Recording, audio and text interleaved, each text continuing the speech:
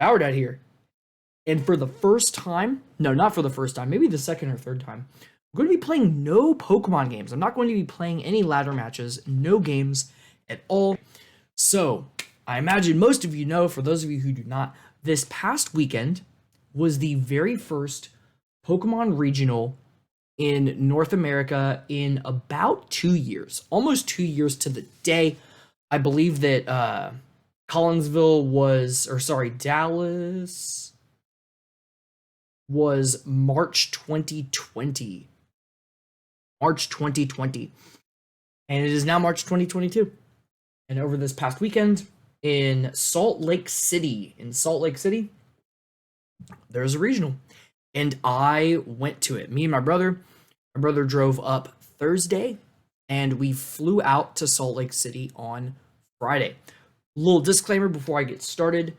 I referred to Salt Lake City as Seattle more than once while planning, while being there, while playing games. Just my brain just turns off for a split second at a time, just long enough for me to call it Seattle. I also have popcorn. I also have popcorn for the storytelling. These are excellent. Hopefully that is not tremendously annoying.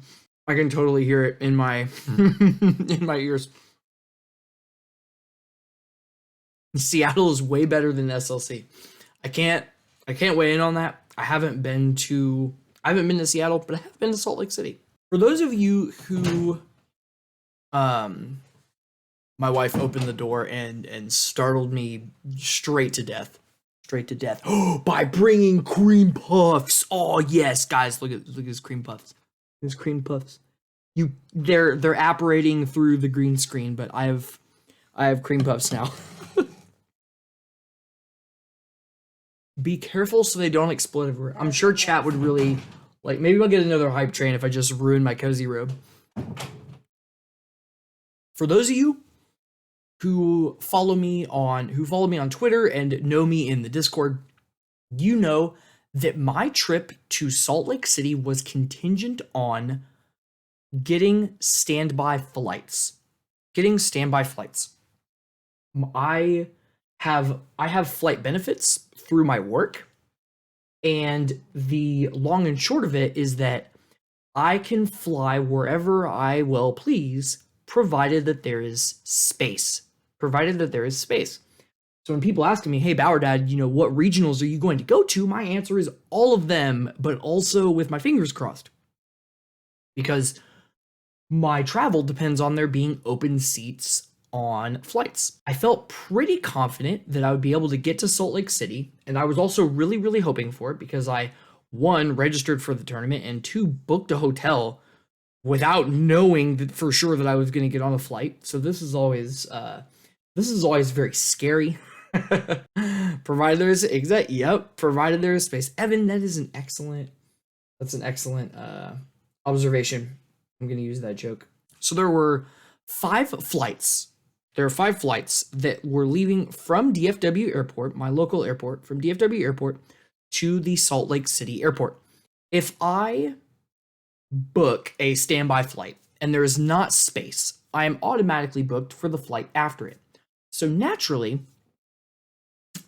you want to book for the first flight of the day. So that way, you get there early and you can just wait it out. If you don't make the first flight, you get rolled over to the second one, and so on and so forth until there is space. But the flights were looking so good on Friday that my brother and we actually booked for the second flight out instead of the first. We got on that first flight. So we had a really, really good Friday. We got on the plane. We actually got seats next to each other. Something else that's really uncommon when you're just like fingers crossed hoping for plane seats. We got on the plane. We got to sit together. We actually played Monster Hunter Rise for the entire flight to Salt Lake City, and it was fantastic. That story right there is about as good as the travel's going to get, because the rest of it is not great. Poppy Canton says, I hope you get every standby seat on every flight you ever decide to take. I appreciate the kind words, and You'll see. You'll see what happens. You'll see what happens. Let's say it starts a lot better than it ends. So we get there on Friday, and they the hotel, the Radisson that was nearby to the venue. Foreshadowing, yes, Evan says foreshadowing.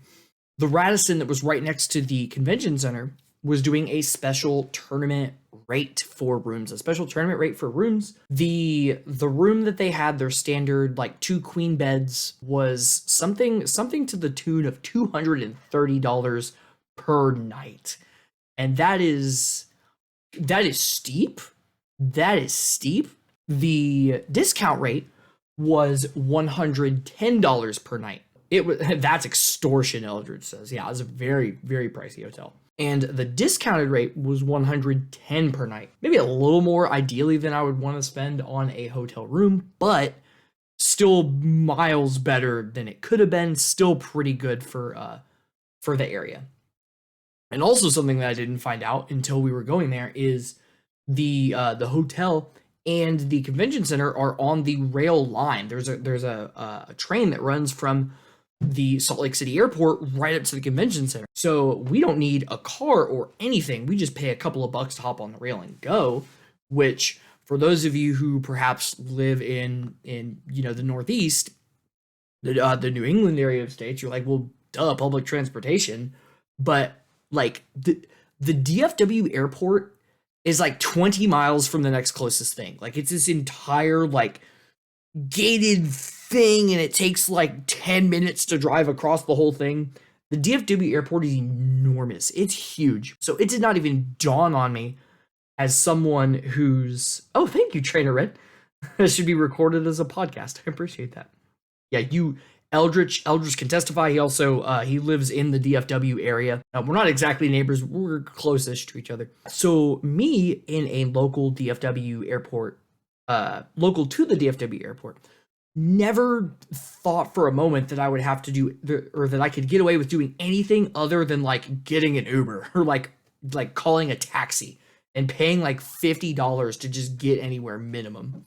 So finding out that there was a rail line that goes everywhere we need to go was fantastic. Instead of paying for a car, paying for gas, doing all that stuff, it was like $10 to do the rail for like everything we needed all weekend long. It was fantastic. So everything is looking awesome. We land in Salt Lake City at like 1:30 p.m.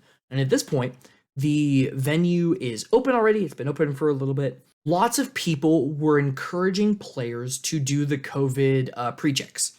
That is this whole thing because they were requiring proof of vaccination for the event. You had to show your card. There were particular types of masks you needed to wear. There were all the COVID precautions. When they verified with you that you were in compliance, you got wristbands. I don't know if it's going to behave very well on the green screen. Oh, it does. Okay, yeah. Got a little wristband there. So you see that for regional. And then after that, we could just go in and out of the venue. So we got there early enough to be able to do that. We got to check out the venue. We got to get settled into our hotel. Friday was a really, really awesome day. Something that you may have heard me mention on Twitter is that, like, I have a couple of Discord communities that I am a part of. Beyond that, I don't really know any of the well-established people, any of the big names. Like, I don't really know who anyone is. There were definitely people there that I, that I probably ought to have known and recognized, but I did not. It was very cool to go there and start meeting people. When we got to the convention center, that's when the first interesting thing happened. When we got to the convention center is when the first interesting thing happened. Bobby Canton and Bauer Dad podcast. Let's go. Let's go. Please excuse the cream puff. They're delicious. We get into the convention center. There are signs pointing to the different hall numbers. The Pokemon one takes place in hall 5. We go in, and the whole thing is like a circle. So we're coming like all the way around to hall 5. And we get to this junction inside still. And this guy approaches us and he says, "Hey, are you here for the Pokemon tournament?" I'm like, "Yes, we're here for the Pokemon tournament. It's me and my brother at this time." And he says, "Okay, here's what you're going to do." He starts listing a series of directions to go to the place where they are doing COVID pre-checks. And it took about 4 or 5 steps into the process before I could decide whether or not this man was actually punking us or not. Because it sounded like one of those ridiculous things where it's like, oh, how do you get to pre-reg? And he's like, all right, you're gonna go out these doors, you're gonna go across the street. And I was like, that's not real. He's lying. There's no way that's where we're supposed to go. So I listened to the rest of his directions and I was like, okay, I guess we're doing this. And I go down, the first thing he told us to do was go down these stairs. And then we had to like turn around and there were some double doors that lead outside, apparently, because that's where we're doing COVID pre-checks. I don't know. And almost immediately my brother and I run into a couple of different groups of people who are sort of coalescing into this area. We get on these stairs to follow these weird cryptic but also somehow not trolling directions, and we run into our first couple of groups of people, 5 or 6 others that were with us, and they were like, hey, are you trying to go to pre-reg? And I'm like, yeah. And they said, yeah, we couldn't figure it out. And that was just it. They just didn't know how to get there. And I was like, okay, so what's going on here? I go out these double doors and try and like figure out where to go. And as we're walking, we're sort of swapping like the hey, who are you sorts of introductions. And as it turns out, I was talking to and getting to know Blub VGC. Some of y'all may know him as Devin Powers. It was the first person that I recognized by their handle, by their name. Him and I had actually done a best of 3 set for practice on Showdown like earlier that week. He didn't remember it, thankfully, because he really clobbered me and it just made me look bad. But he was so kind in person. More on that later. But he was just so kind. He takes a more prominent role in the story here in a little bit. So now we're in a big group of like probably like 8 people or so. Go out the double doors, try and find the COVID pre-check. We are hopelessly lost. We end up back at the same place. I go up to the same guy as there, and I go up to him and I'm like, okay, look, can you explain the whole thing again, but just slower? Just slower. Like I'm an incredibly dumb person. Like, can you please just like I'm a small child or I have no sense of direction. Please just explain it to me in that way. And he tells us again how to get to the pre-check, and we all just kind of look at each other. And we're like, okay, we're gonna try this again. I'm legitimately wondering if there are people who didn't make it because they couldn't find this pre-check. It was insane to me. We find the pre-check, we make it there. There's a place they're doing bag checks, they're taking the vaccine cards and stuff, and we find it. And it was like a different entrance to the same building. If I were to right now go look at an overhead map of the convention center, I don't know if I could tell you where we ended up. We ended up at this place called the West Lobby, which connected to Hall 5. And no, Kaizen, there were no pre-check this way signs. Like, yeah, I don't even think there were any signs indicating Pokemon. It was a Hoopa portal, man. There was no help anywhere. Like, you had to know that it was in Hall 5, and you had to find the convention center, which, to be fair, a convention center is not hard to find. And Salt Lake wasn't that bad, but just the act of going into this convention center and then it's like, where's the Minotaur though? Yeah, it was a little bit ridiculous. But as soon as we found this secondary entrance to the West Lobby, we got in there. That's where they were doing bag checks and stuff. There's this little escalator, you go up, and then the venue was in there. So after just a little bit of struggle, we made it there. And as it turns out, that entrance to the West Lobby for the convention center was a very, very short walk from the hotel that we were at. So we're in great shape. We're in great shape. It was designed to be like a Pokemon gym puzzle, Evan says. That's fantastic. Navigate convention centers like Rock Tunnel without Flash. God. I'm gonna save the chat logs for this. You guys are coming up with some gold, some absolute gold. It was a little bit silly. So I get there. Here's a good one. I'm gonna make this picture my background. This Evan right here. I'm gonna take my face away here. So this was a picture that we took. This is not what it looked like on Friday. This was Saturday. This was during the main event. You'll like the back wall that you see, the backlit wall there is like where the vendors were. On the left, hold on, let me I think I may need to be back here for this. Okay. So like, no, I can't do this. Like over here is like where the entrance is. And then like we come like down into this main area where all the people were. And then like up, nope. I cannot do this. If I were a weatherman, I'd be the worst. Like right around this area was like vendors, and there's like some food over here. So this was the venue. It was enormous. There were over 150 people registered for the video game, and there were almost 700 people registered for the TCG. Most of the space in here is actually for the trading card game tournament that was also going on. Man, I love card games. Like I remember playing the Pokemon card game. It was so cool. Like I wanted to watch more of the games that were being played, but the problem is, like, I don't know what any card does if it was made after 2002. Just don't know what it does. Yeah, I heard that Arceus V-Star was running the format. My expectation was that I think Mew VMAX was going to be really popular there. I'm really excited for the new online client for the trading card game. Like, I don't really have the time or like the money to get into a physical card game. Like, I can't keep up with that. Let me pay $60 for one Switch game and just grind it forever until I'm decent at it. Is Jack Daniels with us tonight? No, this is actually apple juice. This is apple juice. Apple juice gang, that's right.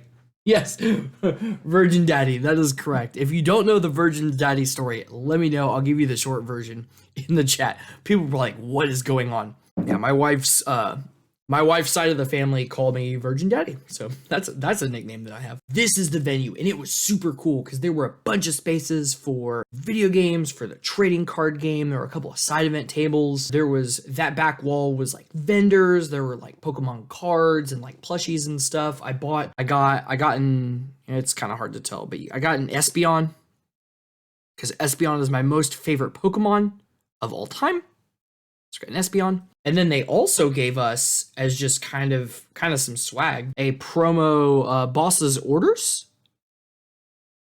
which is really cool. It basically forces a switch from your opponent. You can pull something off of their bench, and it came in this really decked out EV sleeve. Super excited. Yeah, promo boss's orders is really, really cool. And again, I don't know what cards do, but seeing this one, I'm pretty sure this is a good card. But at minimum, is not a garbage card. This has got to be a good card. So they also have one of the other really cool things that they had there was they had a couple of rows of tables that were just set up with other games. They had N64s hooked up. They had GameCubes hooked up. I think they had a Wii hooked up.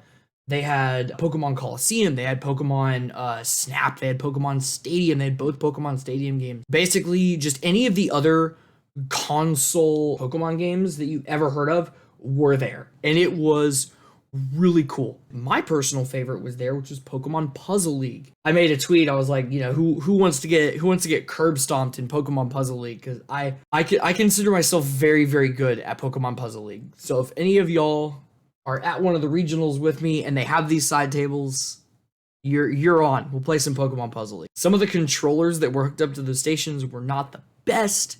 So we get in and we're checking out the venue, and Blub is explaining to us just kind of how the regional is going to go, explaining how the team check works, and just being so encouraging, like, oh, y'all are going to have so much fun, like, it's a really good time, and was just very good about like telling us what we should expect. Really grateful that we ran into him when we did. There were a couple of other people that I did end up meeting, but I'll talk about that later. We basically checked out the venue. And we went back to the hotel. We ate Panda Express for dinner. There was a Panda that was like 7 or 8 minutes walk away, and we ended up eating there a couple of times over the course of being there. Now this is the part where I will talk about the teams that we had. My 6.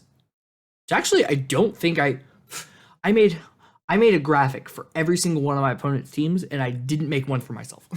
I didn't make a graphic for myself.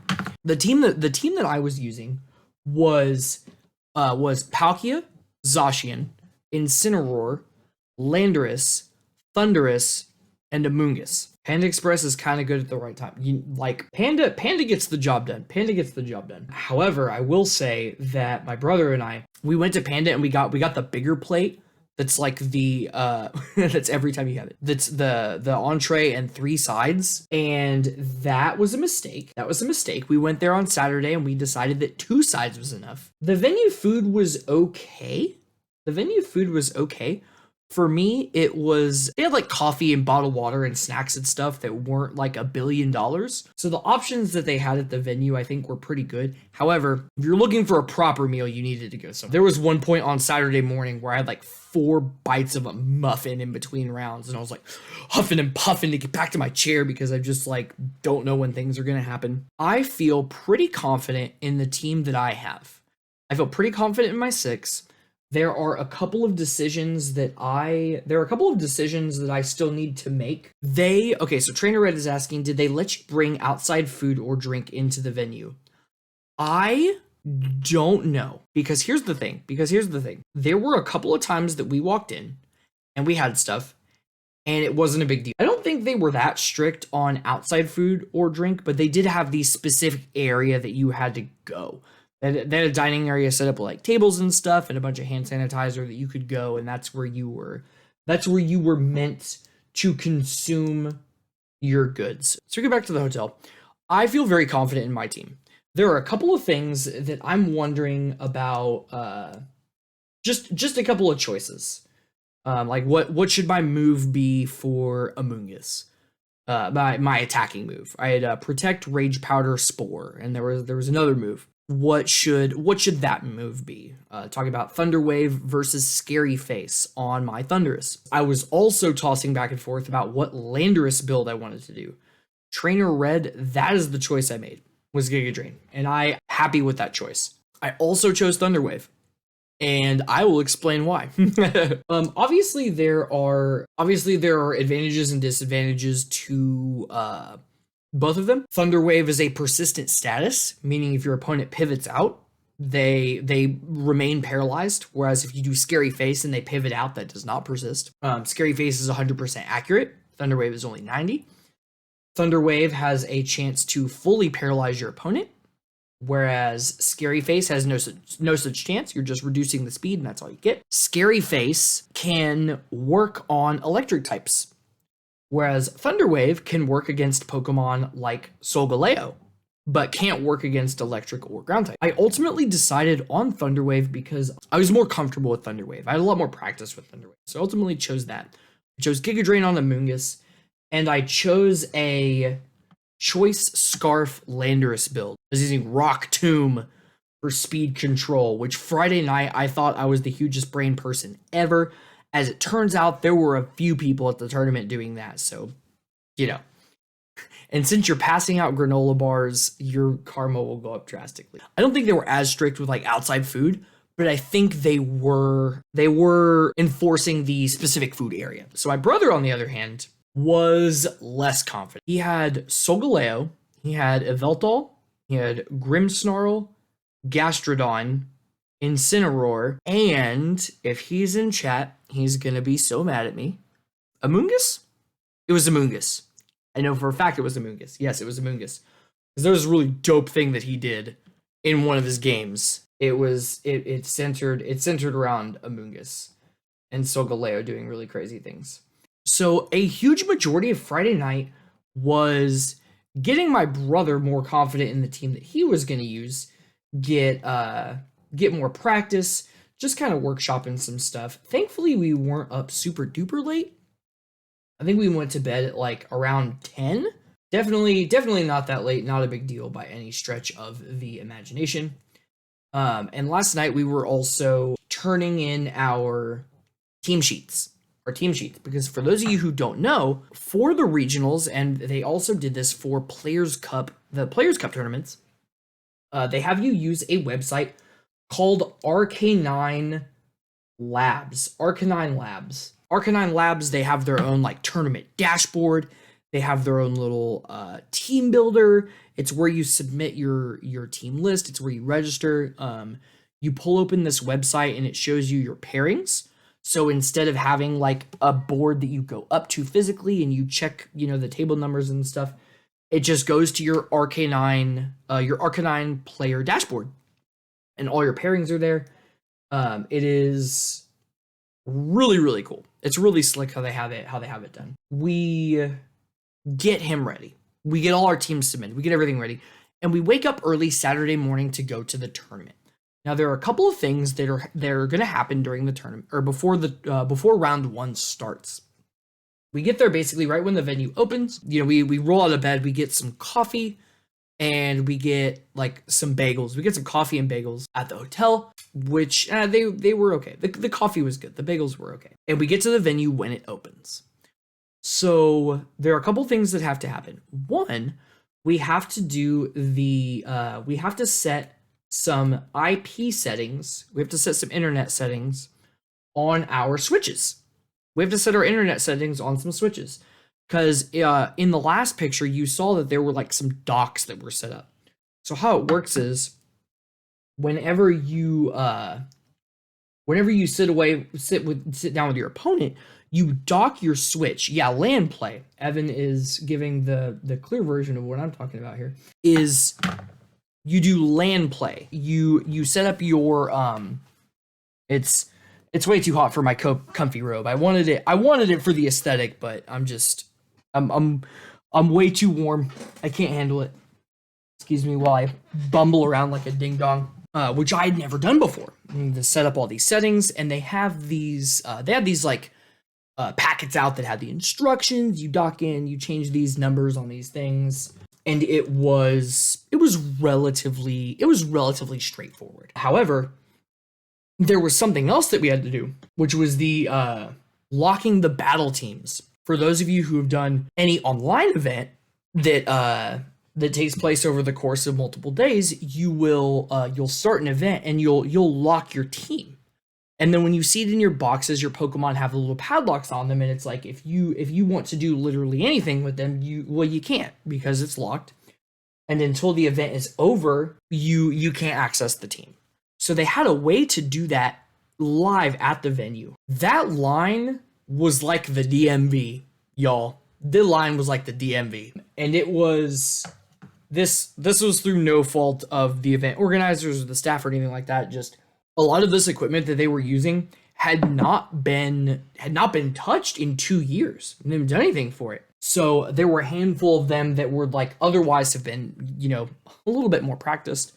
Some of the stuff just wasn't working. And because of that, it took a long time. It took a long time to get the teams locked. And so we my brother and I are near the back of the line. We have maybe 20 people behind us, because we got there, we got registered, and there was someone who asked us like, "Oh, have you done your LAN settings yet?" And I was like, "What's that?" So I had to go figure that out and then go get in this line. So I'm like at the back of the line. And we were there for way too long. Some of the equipment wasn't working. They had to swap out pieces and stuff. But I get there to dock my team, or to lock my team in, and there are maybe 20 people behind me. And I go and I sit down at the dock, and there are a couple little steps to like get your player ID. So I dock in. We're not even at the start of the tourney yet. I know. Hopefully this has been reasonably entertaining still. Hopefully this has still been a fun journey. But and I sit down, and the lady's like, "Okay, put these settings, push A here and do these things." I was like, "All right." And I was like, "Okay, get my player ID." And it said, "Sorry, we couldn't connect." I'm like, "Okay." And she's like, "Don't worry, that happens sometimes. Try again." Didn't work. And then she called someone else over, and he was looking at it, and he goes, He undocks me, checks all my internet settings, puts it back. I'm like, "Okay, try it again." Doesn't work. And he's like, Sends me to the person next to him. Because there are about 5 or 6 people here who are staffing the tournament, who are checking teams, who are locking the teams. Sends me to another table. It doesn't work there. They call like a different person over. They have to say the team name of Smash looking for the troll. My team name was just Palkia. It was not super exciting. So I ended up trying to lock in my team on every single docking station that they have, and it just wouldn't work. I couldn't connect to it. It wouldn't let me. It was like, you can't get your team locked. And I was like, oh my goodness. And eventually I turn around, there's no one left in line. Like, it's just me trying to lock my team, and I can't. I tried to clear space on my my Switch. Space on my Switch. I tried to redo all the internet settings, and eventually I think what ended up working was, no, it didn't even work the first time. They like power down the whole Switch and bring it back up. I finally got it to work and got my team locked in. I was sweating. They were all so nice the whole time. They're like, oh, this is fine. It's not a big deal. But like, I've tried it on every dock they have, and I'm like, oh my gosh, I can't get my team locked. This is a crisis. No, it's a crisis. But finally get my team locked, and we're waiting around for a little bit, and then we get our round 1 pairings. So this is the start of the meat and potatoes, the tournament.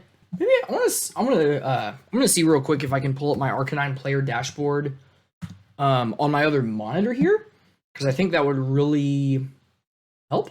Like, where are the tournaments I'm actually participating in? Sweet. Okay, here we go. Eventually we got our pairings, and I sat down to play against Jonas, and I had about 4 bites of a muffin.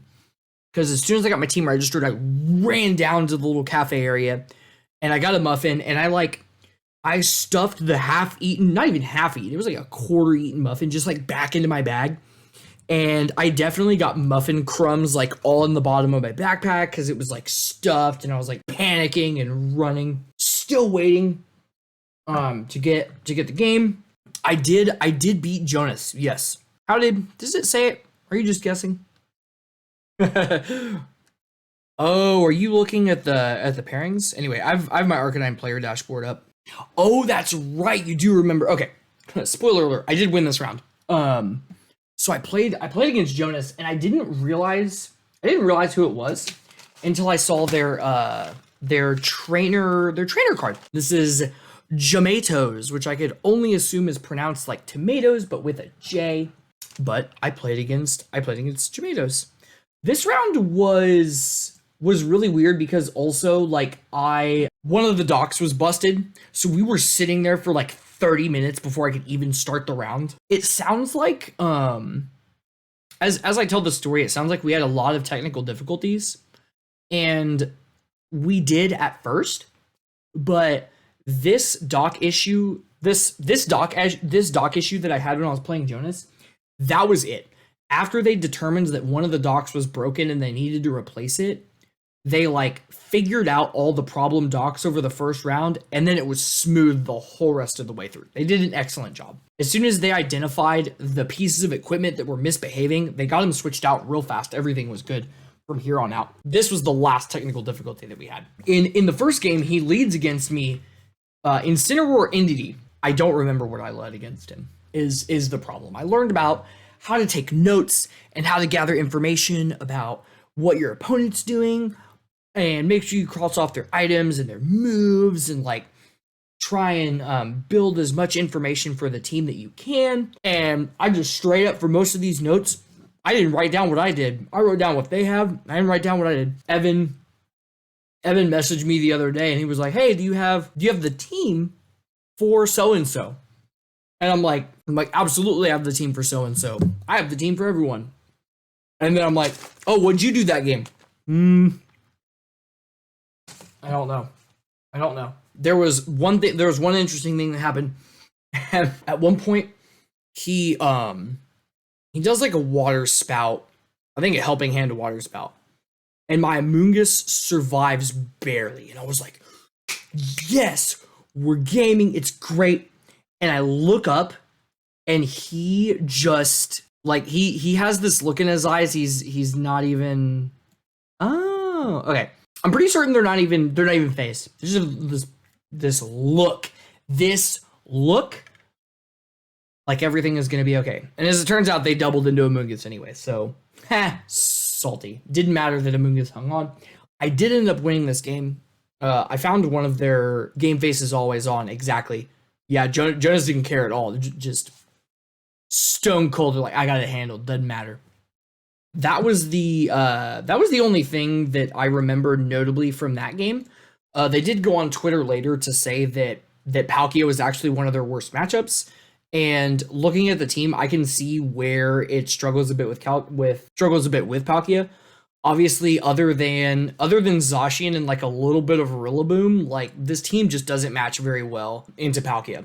As it turns out, that was their only 2 losses. They went 6-2, and both of their losses were to Palkia teams. They very clearly they had their game plan. It wasn't even like my game was an auto win by any means. Like it was still really tough, but they were definitely ready. They're definitely ready to take it. I did win it in 2. We did not go to a game 3. So I started off with a win, and it was super excellent. My brother also started off with a win. And then I went into round 2. So let me change my little picture here. This one's kind of tragic because I didn't recognize who this person was until I got to their trainer card. I didn't realize that this was That's a +1. I have heard of them before. Never seen him, didn't know who it was, but I met them, and they were running a very strange team. Playing against him was fun.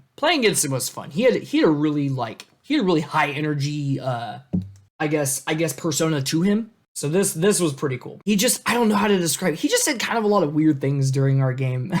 But like multiple times he's like, oh, why am I so good? Or like, oh, why are you so good? I did not see his game controller. Strangely enough, I did not see the Bronzong either game. He's a showman. Yes, correct. That is exactly right. And this game was super duper tragic because by the end, or this set was tragic because by the end of game 1, I didn't realize until it was way, way too late that he was running special Zekrom and not physical. That wounded me. It wounded me so, and I was not able to catch up because then for game 2, he went for his Sun mode. He went Charizard Groudon. I was pivoting for dear life because the thing about Zekrom is with the Dragon and Electric moves, I have those immunities on my team.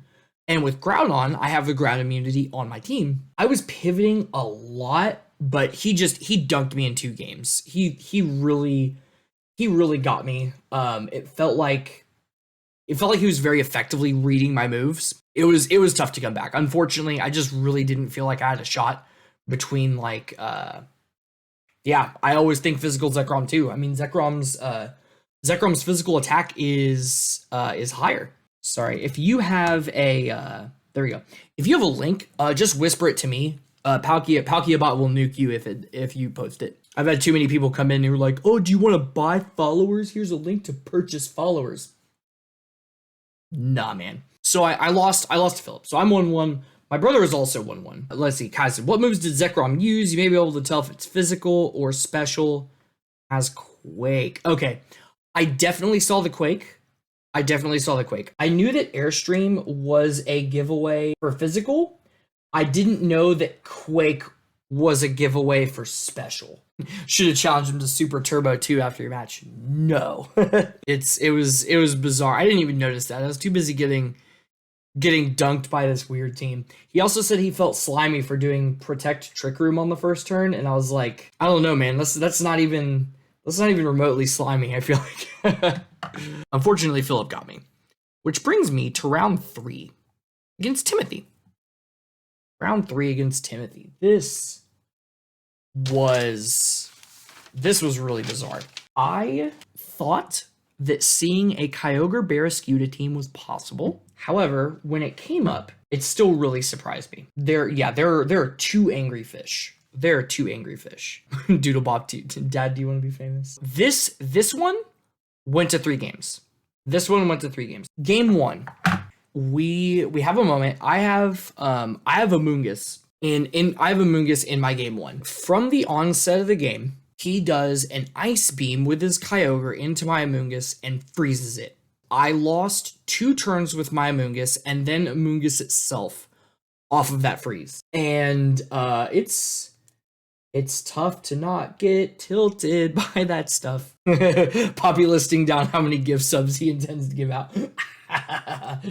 Man, ain't it the truth? Poppy's been blessing me so much. My Amoonguss gets freezed out and I lose Amoonguss for free.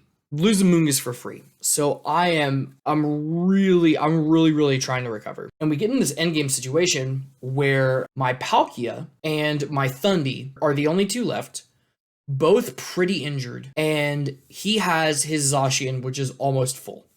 So I'm like, okay, I need to... No, his Zacian may have been full. Basically, I get him on the full para. That's how I win game 1. I get him on the full para. I don't know about you. I'm the sort of person, when I sit down, good luck, have fun. It's the polite thing to say. It's a good thing. It's the decent thing to do. I don't believe in any... Oh, Ayan! Is that how I say it? Ayan? Hello, good to see you! Are you the same... Are we the one at the tournament? The one from the Discord? I ran into this guy. No. How do I... I'm the worst weatherman. SLC buddies, right there. Excellent. Ran into Ayan. He was super cool to hang out with. Because I know that he... I mean, perhaps was around the Little Root Lessons Discord server for longer, but I didn't notice until he started talking about going to Salt Lake City. Doodlebop, thank you so much for the dun. Doodlebop gifted the sub. Let's go. And I got to meet Ayan at the tournament, and that was really cool. Just someone else that yes, we went on to become 4-4 buddies. That is correct. I closed it out on a full para, and I felt zero bad about it because I lost my Amoonguss for free to a freeze. I didn't care. I'm the sort of person who always says good luck, have fun during the... It's the decent thing to do. It's the right thing to do. I don't believe that saying good luck is suddenly going to change the outcome of the match and like actually give them good RNG. Just don't go on Twitter. People have some weird opinions. Just say good luck, have fun. It's not hard. Just be a decent person. But at the onset of game 2, we both said have fun, and we skipped the good luck. just without any other prompting, we were both just like, yeah, have fun. And that was it. There was no good luck to be had there. Game 2 was the single worst game loss that I had over the entire 8 rounds. He demolishes me. It was not close at all. He absolutely crushed me. After that first round victory, or the first game victory, I was feeling so good, and just he bodied me game 2. I can't, not like it wasn't even necessarily that he read me like goosebumps. During the second game, I have my Zacian out, and his does imprison. The problem is their Zacian did not have other non-attacking moves. So they locked Beyblade, Play Rough, and Imprison, and the only thing that I could do was protect. My Zacian was locked up, and he had it next to his own entity, and just Helping Hand Beyblade, Helping Hand Play Rough, Helping Hand Sacred Sword, Helping Hand, just absolutely bodied the entire team. Like, I didn't have a chance to come back in any way. Like, it was gnarly. Just got absolutely creamed. I was feeling very nervous. Going into game 3. However, there was something else that I did the night before, is I had I'm running Choice Scarf Landorus. And something that I realized leading up to the tournament was that sometimes Zacian would still go before me. With Choice Scarf, +1 is really significant. I am still surprised by how much a +1 or -1 will make a difference in speed for Pokemon. My Choice Scarf Landorus was still not faster than some Zacians. But the thing is, my Landorus was adamant. My Landorus was 252 speed adamant. And so I changed it to be 252 jolly, because then it actually outruns all Zacians. And I figured that out that is something that I really took with me to game 3 because I really needed his Zacian to be slower than mine to not get wrecked by that. And he was not salty. He wasn't salty. He wasn't bad mannered. He wasn't anything like that. But I could tell that he thought he deserved the win and got cheesed out of a win. That's how it goes. I ended up 2-1 in sets going into round 4. And this round is great. Because after round 4, we get to go to lunch. Is there a good story at lunch? Not really. But going to lunch is great. And also because going to lunch was like at 3 o'clock. No, it was 2 o'clock. 2 o'clock that we went to lunch. My round 4 was against Maximilian. He asked me to call him Max. And I was like, that's cool. It's easier to write. For those of you who don't know my team, I ripped off from someone. I don't remember the person whose team this was. But it's basically my team. It looked like this, except for it was Thundy instead of Eliki. That's what my team was. I eventually swapped out the Ditto for Landers because I decided that I'm too small brain to run Ditto. It was Adi. That's correct. It was Adi. I swapped off a Ditto because I can't mentally handle. There are two things that I want to talk about this game. This set probably consumed the most of my mental strength because of that stupid Ditto. And kept copying my Landorus and my Thundurus, and there was one moment he copied it, and he taunted mine before I could taunt his, and I got locked, and I had to switch up, and he stole my Landorus, and he Dynamaxed it, and golly, he really showed off Ditto. It was ugh. Sweet, woke up for a stream. Are you flying? Are you en route? Sweet, tell me. All right, for those of you who don't know, Swede is going to Liverpool, so we are cheering for this guy. Swede PS4 in chat, just out of bed. Liverpool is this weekend. Swede's gonna go, and Swede's gonna crush everyone. Oh wow, did your little kids wake you up? I'm waiting to see what Swede says. I don't even care. I'll have my cream puffs and I'll stall for timer. Swede, fill us in. I asked, are you mid-flight? Have you taken your flight yet? So this guy makes me look like a clown. Ditto. And there was a moment in game 3. We're coming down to the conclusion of game 3. I have my Landorus and I have my Zacian. He has his Palkia, who has not Dynamaxed yet. He has a fresh Palkia. I've got my Lando. I've got my Zacian. I am locked into Rock Tomb already. And if not, that might be what I would do anyway because I can't afford to Earthquake my own Zacian. So his Palkia Dynamaxes. And I Rock Tomb. I connect, I deal a little bit of damage. Zacian comes in with the play rough and brings down Palkia to like nothing, just a sliver of health. And he launches the Max Quake, and it's going in for Zacian, of course, because he's gonna take it out. And I was like, I was so nervous because I was like Rock Tomb is 95 accuracy. Okay, that's the first thing I'm thinking. Rock Tomb is 95 accuracy. And he reaches over to the fist bump and he was like, hey, good game. And I was like, Rock Tomb is 95, and he was like, I'm gonna die to the Life Orb Recoil. I didn't need to be worried, but I was for just a moment. Zacian went down, the Life Orb Recoil knocked him out. He maxed first game, so I knew he had Life Orb, but I was too busy sweating. Going into lunch, I'm 3-1 and feeling really good. I feel like I'm playing some good Pokemon. So round 5, I play against Ian, who went on to get 10th. This game was so weird, and it's one of those where I wish I had just taken like better notes. He led Whimsicott Zapdos. Is Ian Holdeman another VGC celebrity? Did I get dunked by all the famous people? Oh my gosh. I do want to say one thing about the last game before talking about my round 5, because this was in game 1.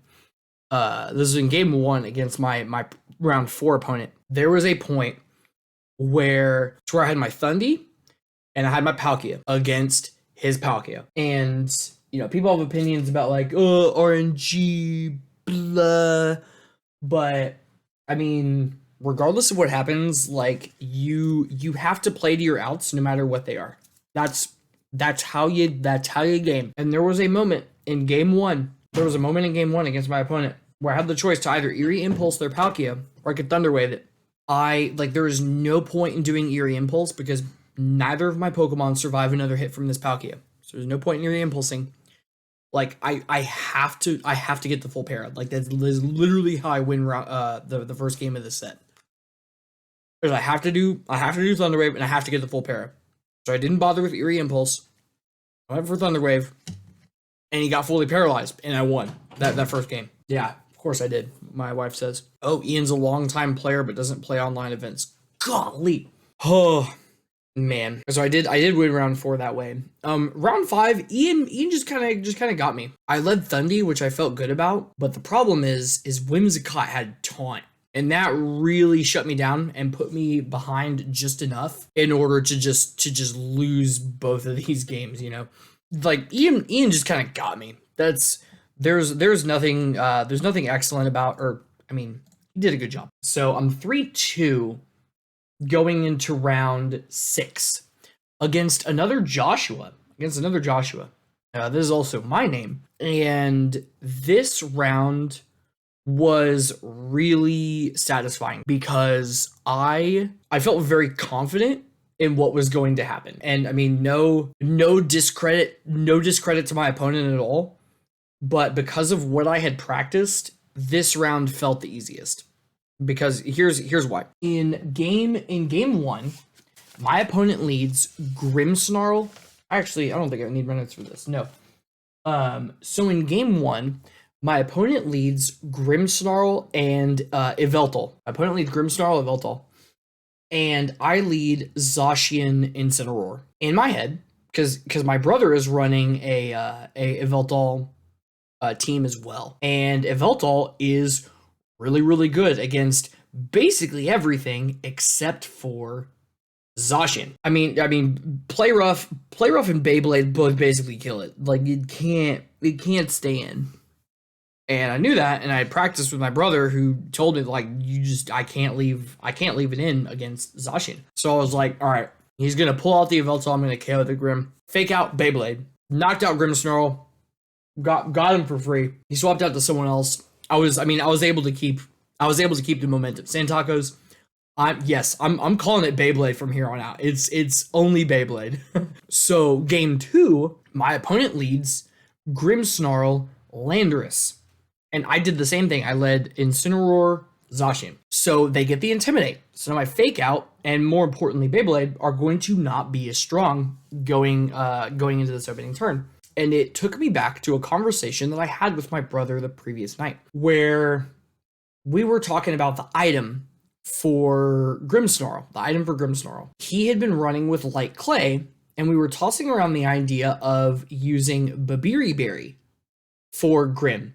Babiri Berry for Grimmsnarl in order to not get KO'd by Zacian. As we discovered doing calcs, you basically have to fully invest in defense with Babiri Berry in order to not get clobbered by Zacian. Like, Zacian's gonna get you no matter what.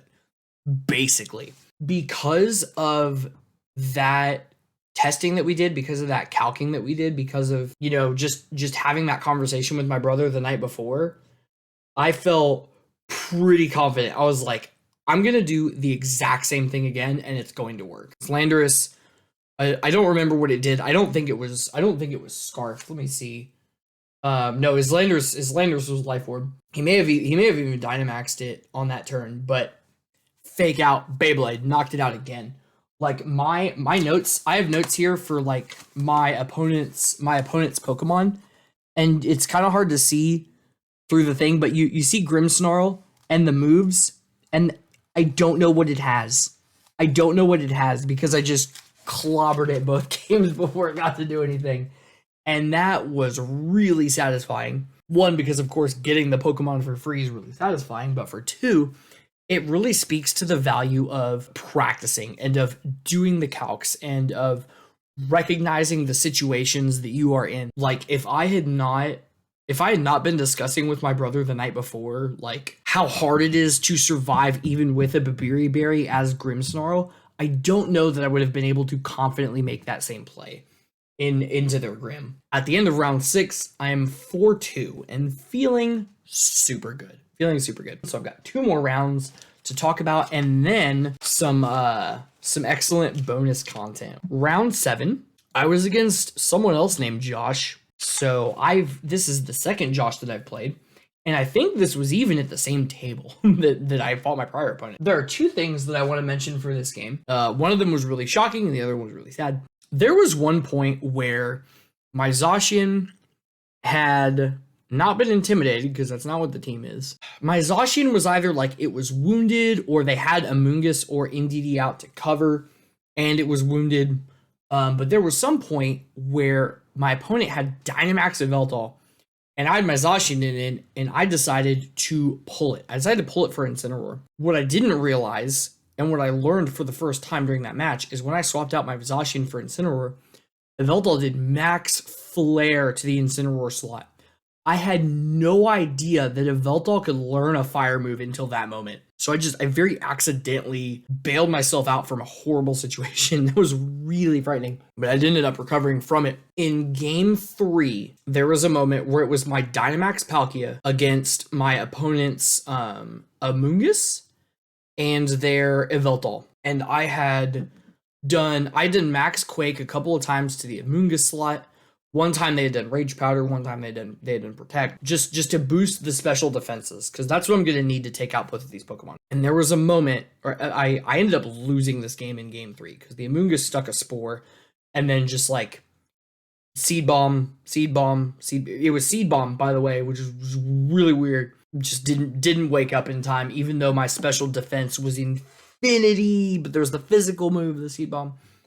It was very, very sad, but there was something really key that I probably could have done different. There was a turn where he protected with both Amoonguss and Yveltal, and I attacked the Amoonguss after that instead of the Yveltal.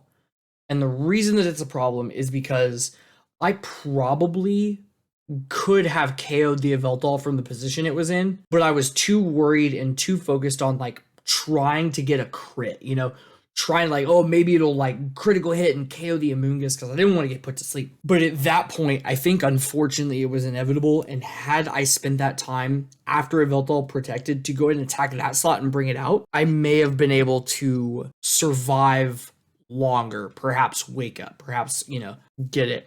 I feel like I played really, really good Pokemon throughout the weekend, but the game 3 in this round 7 game, like this stings a little bit, because I'm pretty sure if I handled it differently, I could have won it. Brandon Davis, round 8, I got. We went to game 3. Giratina was way, way too fat. He caught my Palkia out of position on game 3. There was a moment where I tried to swap in my my Zacian to get an immunity, but he instead quaked the slot, so I lost Zacian for free. Yeah, it like got under Trick Room with Mimikyu and Shadow Sneak stuff, and yeah, my opponent got the advantage on me, I think, too early in the set, and I wasn't able to effectively bring it back. I'm gonna leave it to chat to decide. There are 2 more key things to talk about. It was physical, I'm pretty sure, because I had the only non-max move I saw on it was Protect.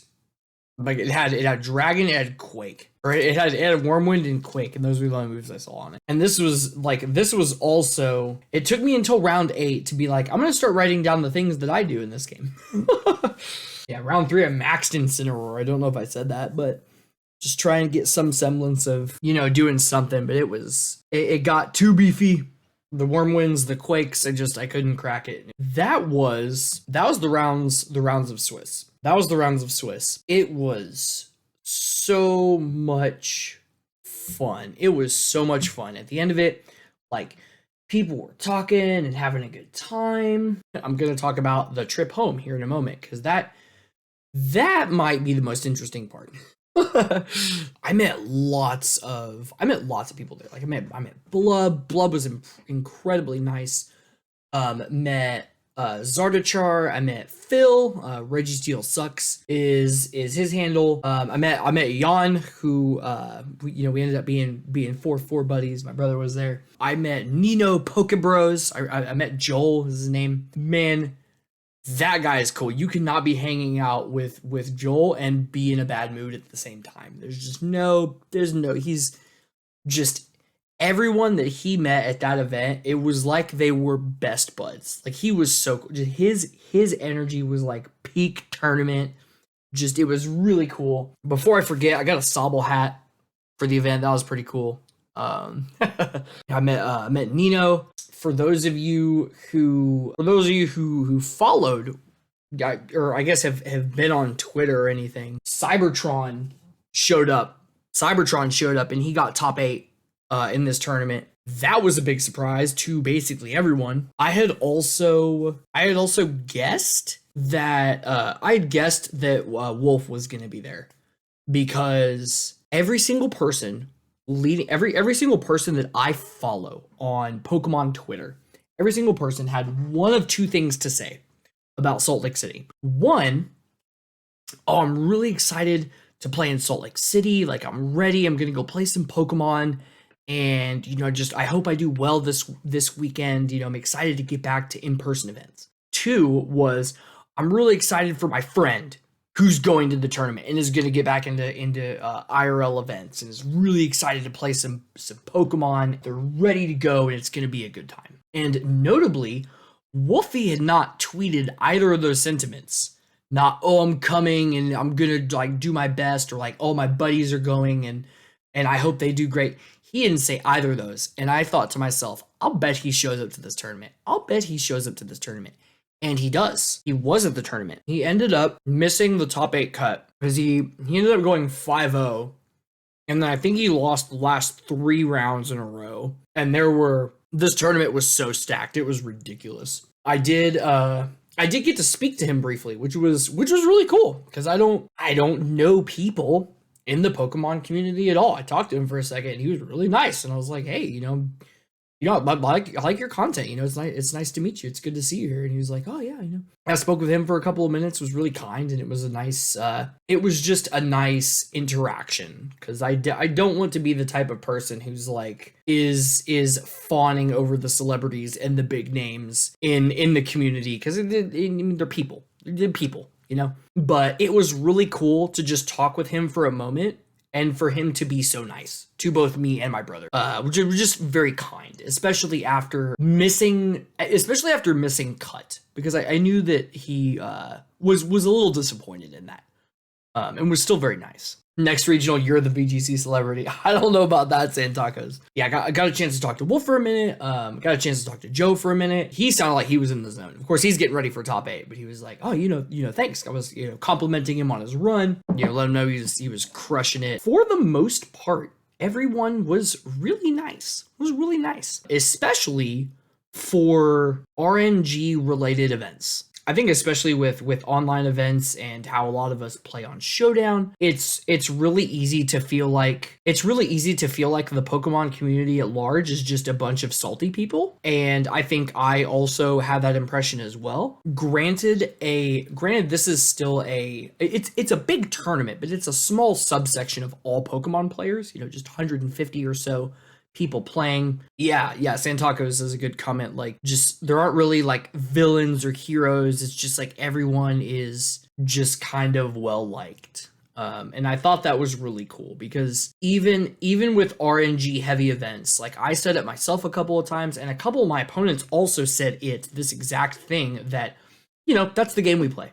That was just really cool to me. People accepted their wins and their losses gracefully, no matter how weird they were. So that was extremely cool. Yeah, I got to, gosh, I'm hoping I didn't miss anyone, because I got to talk to a couple of people. I wanted to meet some of the casters, some of the casting talent, but they were in like a curtained off area doing, the casting. Yes, Swede, that's correct. You can go O and X and you're going to have a good time regardless. So before I talk about the journey home, I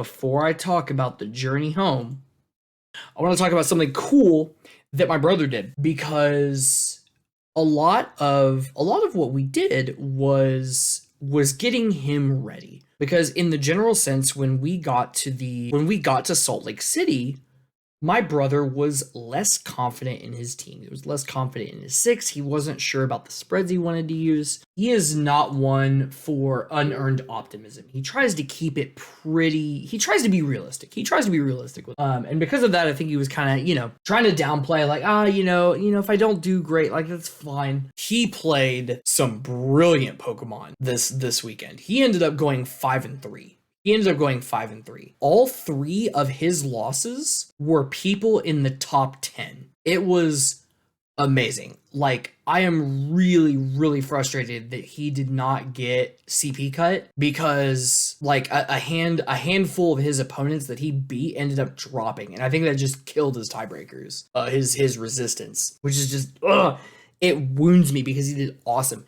In one particular game, he came back. He came back and he told me about what happened in this game 3 of this round that he just had. And Trick Room was up, and he had his Grimmsnarl, and he had his Amoonguss, and his opponent has Torkoal and Calyrex Ice. He does Scary Face to his own Amoonguss, so that he could spore the Calyrex Ice and not die. And then his Solgaleo ends up coming back and reverse 4-0s the other guy's team. And he wins game 3 because he undercut the Amoonguss and put the Cali to sleep. And holy mackerel, it was the most Galaxy Brain stuff. I've heard of people undercutting in Trick Room before, but I hadn't really seen it done, And oh my gosh, he came and told me that, and I was so hyped for him. It was something else. Before we get to the next part of the story, I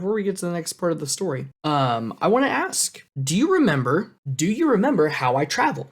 How we got to Salt Lake City? We flew there because, again, just to recap, I have flight benefits through my work. I am able to fly wherever I so well please, as long as there are open seats. That's where the problem hits. Because we're wrapping up the Swiss rounds. My brother and I do not make top cut. And so now is the time for me to go to look up the flights, to see what it looks like, how we're going to get home. And I'm like, okay, I want to go from Salt Lake City to the Dallas-Fort Worth airport. There are no flights Saturday night. This is Saturday. No flights on Saturday night. I'm like, okay. There's one flight to Vegas. I'm like, okay. I'm asking myself, what do the Vegas flights look like to DFW on Sunday? Because at this point in the story, it is Saturday night. The flights back to DFW on Sunday look awful from Vegas. They look awful from Salt Lake City. And so we're like, okay, my brother and I, we decide, okay, we're probably not going to get back to DFW tonight. So let's go back. Let's book another night at the hotel, and let's leave Sunday morning and see what we can do. We go to the gas station. We pick up some snacks. I get a Java Monster for the next morning because I know it's going to be a long day of travel. And unfortunately, at the time, I didn't realize how long of a day of a travel was going to be. We go back to the hotel, and I talked to the lady at the front desk, and I was like, okay, look, we checked out this morning. We're here for the Pokemon tournament. We don't have a flight out tonight. So I asked her if we could book an additional night at the rate that we had, an additional night for the Pokemon tournament rate. And she was like, no. Didn't want to honor the tournament rate again. And she was like, the deadline for booking for that rate was March the 9th. And she and she was like, and today is the 19th. As if I don't know what day it is, first of all. Come on. So she said, no, you will not get one at that rate. And to book another night at that hotel would have been something like $250. So my brother and I were like, no, we're not going to do that. So we went back to a couple of the couches in the lobby to try and make our game. They don't want to honor the tournament rate. Fine. But it did bother me a little bit for two reasons.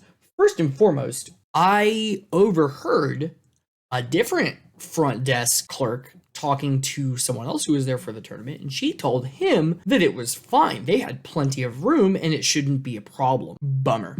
Secondly, I booked my night at this hotel on March 11th, which was past the 9th in the first place. So like, yeah, special rate only for top 8. I don't know. Not only did the other lady tell him that like, oh, we got plenty of room, it should be fine, but also the woman that I talked to was like, no, you can't get the special rate. It's already past the 9th. And it's like, I booked the first time past the 9th. It was already I was a little bit bitter, but you know, we came back to the hotels or the seats in the lobby, and my brother and I, we were like, okay, let's just find something cheap that is along this trail line that gets us back to the airport. Just something where we can catch the rail in the morning back to the airport. And we found something. Yeah, bad. We rolled the wrong front desk clerk. That is correct. We rolled the wrong front desk clerk. We find another hotel for like $110 a night. It's like on the, you know, right next to the rail. We can go to the airport. Also close enough to walk to from where we were in the first place, which is really cool. So we ended up getting this other hotel. I'm going to briefly interject, and Motel 6 is your win con. Okay, Santacos. I respect that play. I don't do Motel 6 anymore. Okay, so side story. My wife Brittany and I, we have a $100 rule. We have a $100 rule for hotels, and that's Santacos, that's a good point. It's a good man. Motel 6 is not our win con because Brittany and I have what is the $100 rule, which is not a maximum for hotels. It's actually a minimum for hotels. And here's why.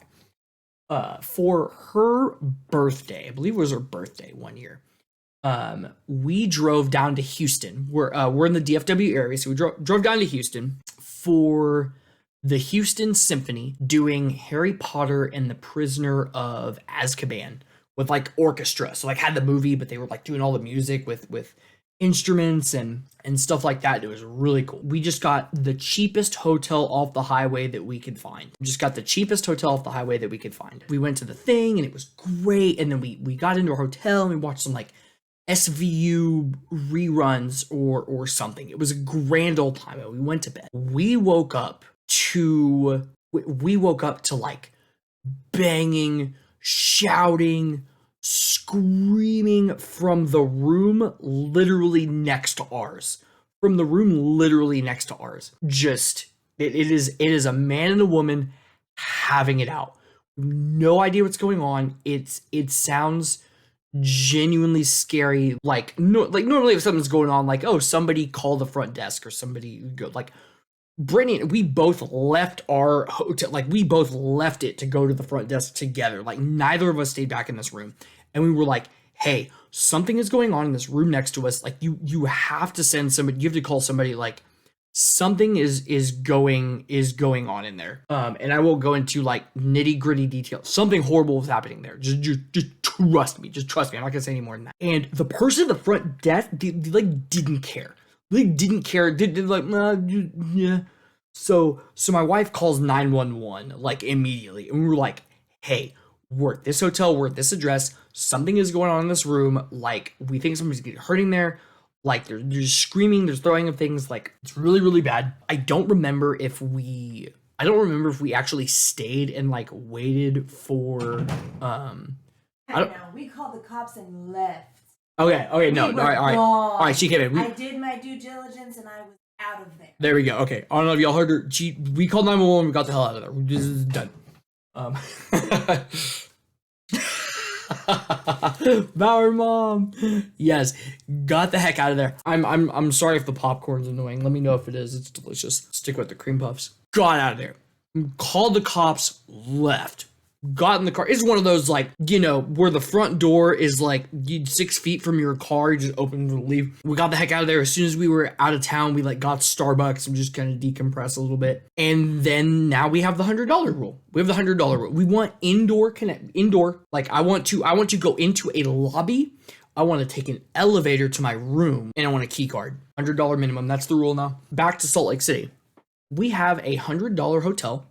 Thank you, Santacos. I appreciate that so much. I'm really glad that you're enjoying it because it's about to get way better, actually. We get to the hotel, we walk down to a gas station, we get the snacks, we get the cold coffees for the morning because we know it's going to be a long day of travel. And at this point, I'm still trying to figure out what's the best way we have to get home.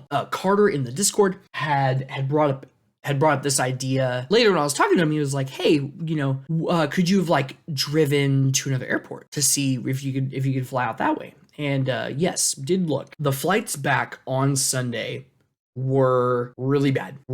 It was like there are 4 flights from Salt Lake City to DFW, and it was looking bad for all of them. It was like, we're probably just gonna have to get another night in a hotel Sunday night and maybe make it back Monday. I was checking the flights for Monday. I was like, all right, what's it look like Monday? The flights on Monday to get from Salt Lake City to DFW were even worse. Before I left on this trip, I thought, okay, we might get a little bit stuck Sunday. WT, that is correct. Also, WT, I want to know how you found me. If you're cool sharing that, you don't gotta say anything if you don't want to. But also, I'm glad you're here, and I want to know how you found me. It was like, okay, maybe we'll get stuck Sunday, but we'll get out Monday. Now it's like Sunday's horrible, Monday's even worse. So then we put on the thinking caps. The people who travel standby. What do we do? So I start looking at connecting flights. I start looking at other airports altogether. I looked at flying from LAX, from Las Vegas, from Denver, from Albuquerque, from Tulsa, from Oklahoma City, from Kansas City, from Houston and Austin. Thought we could like maybe undercut it. From Phoenix, from I think somewhere else in New Mexico. I checked airports go to Atlanta or Charlotte and come back. There were no flights. I will talk to Joel about Frontier. There were no flights on Sunday. There were no flights on Monday. And at that point I was like, we're gonna have to rent a car. Like, we're gonna have to drive. Like, we can't get home. I look up train stations. I look up Greyhound tickets. Everything is really expensive. They're just like, ugh, I don't know. Ugh. So at this point, it's Saturday night, and I am attempting to plan our trip home. And here's the plan that we come up with. We decide that we will rent a car. We're gonna go to Salt Lake City Airport in the morning, Sunday morning. We're going to rent a car and we're going to drive home. We decided that if we needed to, we could find a hotel off the highway and stop there for the night. Because if we stay in Salt Lake City and try and fly out, we're probably going to have to spend that night in a hotel anyway. So the hotel is basically already going to happen anyway. So let's get a car. Let's just start driving. If we need to, we can stop and rest. And this is where things get worse. If you're just now joining us, this is where things get worse. We got to Salt Lake City for free, and this is where it gets awful. We rolled some bad RNG for this one. So I'm trying to get a rental car, and I book through budget. I book through budget car rental. I've used I've done budget before, Avis, Hertz. I've done like those before, the low cost tier ones. I've done most of those. I book it through budget, and I'm like, okay. I put into the thing, I'm like, all right, I want to pick up at 6 a.m. on Sunday, and I want to return it to DFW Airport at 6 p.m. on Monday. Gives us like a day and a half of travel. Plenty of time. I booked the thing, and it's like, all right, it's gonna be like $108, like almost $200. It'll be like $180, $190. Not money that I wanted to spend, but I was like, it's fine. We got to get home. We get on the rail. We go to Salt Lake City Airport. We go to pick up our car. The guy gives me the paperwork, and I'm signing, I'm looking at the stuff and I'm signing it. And what he had listed on the paperwork was that I was going to pick up the car at 6 a.m. Sunday, which it is at this point in the story. It's 6 a.m. Sunday. And that I'm going to return the car to DFW Airport at 6 p.m. on Sunday. For those of you who don't know long distance driving geography, I can't drive from Salt Lake City to DFW in 12 hours. It's not going to happen. It's going to be it's going to be almost 19 hours. It's going to be almost 19 hours to make this drive. I was talking to the guy and I was like, hey, this isn't the time that I picked. We're supposed to be returning it on the 21st. We're supposed to be returning it the next day, 6 p.m. And he's like, oh, sir, so I'm so sorry. Let me go back and reprint the stuff for you. And he comes back and he says, all right, it's going to be $508. $508. I was like, sir, what the hell? I'm not paying over $500. What's going on? And he said, well, so I thought about it. I was like, okay, how are we going from 180 to over 500? And there are two things that happened. Apparently, there are about $70 worth of hidden fees that come out of the end of this. About $70 worth of hidden fees that come out of the end of this. And he said also that because we're going to have the car for more than 24 hours, that they're charging us for the entire second day, which again, I booked this already from the 20th to the 21st, 6 p.m. Like they messed it up, not me. They messed it up. And so I was like, I'm not paying for 2 days for it. He said, if you get it back to DFW airport by 6:30 a.m. Monday, then you only have the 1 day. And I was like, okay, we'll trade off. And he was like, oh, you're gonna have to pay more money to add him as another driver. So we paid about $250 to rent the car. Oh, and by the way, the small size car that we asked for was not there. So they were like, oh, we have this next size bigger car that we can give you for the same price, which sounds generous, except for I'm now driving a larger car for 1,400 miles worth of gas. So it's going to be way worse. So we drive out of the Salt Lake City airport at 6:30 in the morning on Sunday, knowing that we have to make the entire drive to DFW in 24 hours. And so here's my barren road background that we have. Oh man, I'm getting tired just thinking about it.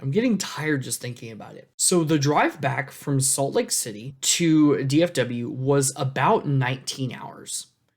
And we saw a lot of scenery. I'm gonna post these pictures on Facebook and on Twitter. Not tonight, probably tomorrow. I'm gonna post these pictures. But at this point, we can't stop for the night. We can't stop to rest. We have about 5 hours worth of wiggle room, but we're just trying to get it home. We're basically like going to the bathroom and filling up the car. We're just like eating out of gas stations. Like we're just stopping at gas stations basically the whole way. Our luxury stop for the day was we stopped at McDonald's to have lunch. That was our luxury stop. We had McDonald's for lunch. It was absolutely delicious.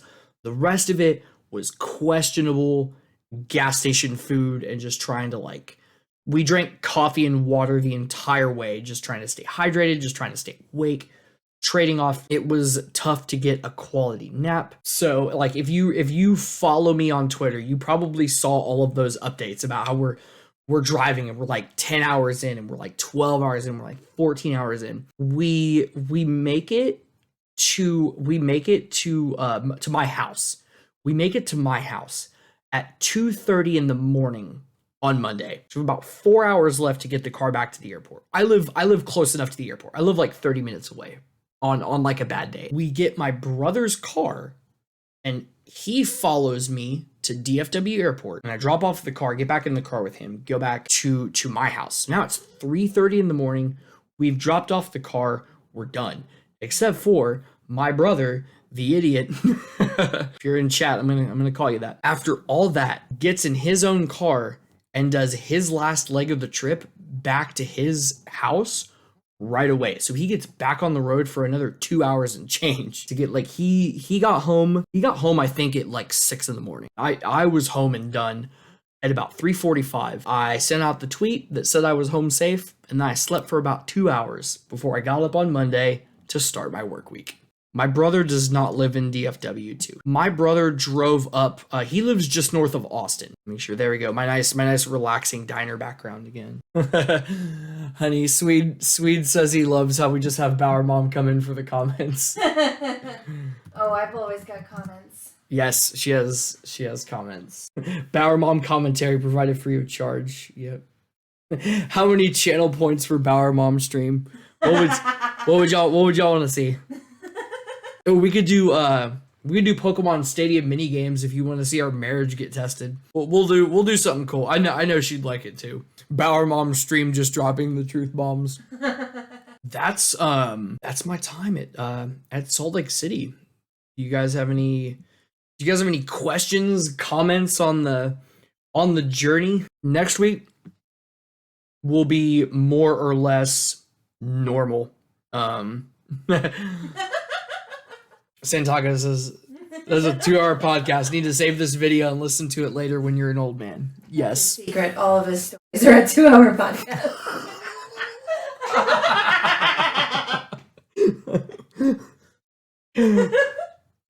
Guys, help! This is abuse. Oh my goodness! If y'all missed that comment, you missed out. For those of you who missed it, from behind my green screen, Bauer Mom said all of your stories are a 2-hour podcast. Absolutely got roasted. Bauer Dad more like 2-hour dad.